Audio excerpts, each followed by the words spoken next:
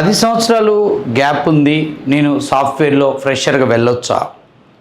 So జనరల్గా చాలామంది degree engineering అయిన తర్వాత వాళ్ళకి అనుకోని విధంగా ఒక గ్యాప్ అనేది వచ్చే అవకాశం ఉంది. సో ఎలా అంటే ఇప్పుడు డిగ్రీ అయిపోయింది, డిగ్రీ ఆర్ ఇంజనీరింగ్ అయిపోయింది. వాళ్ళ యొక్క గోలు గవర్నమెంట్ జాబ్ కొట్టాలని గవర్నమెంట్ జాబ్ కోచింగ్లోకి వెళ్తుంటారు.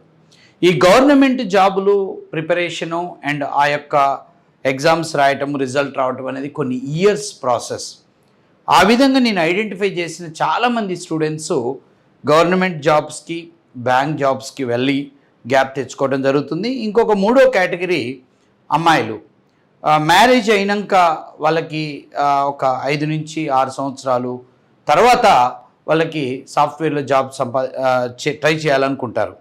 సో వీళ్ళందరికీ నేను చెప్పేది ఏంటంటే, మీకు 3 ఏళ్ల గ్యాప్ ఉంది, 2 సంవత్సరాల గ్యాప్ ఉంది, 5 ఏళ్ల గ్యాప్ ఉంది, 10 ఏళ్ల గ్యాప్ ఉంది, 15 ఏళ్ల గ్యాప్ ఉన్నా కానీ మీరు ఫ్రెషర్గా సాఫ్ట్వేర్లో జాబ్ కొట్టొచ్చు, 100% కొట్టొచ్చు.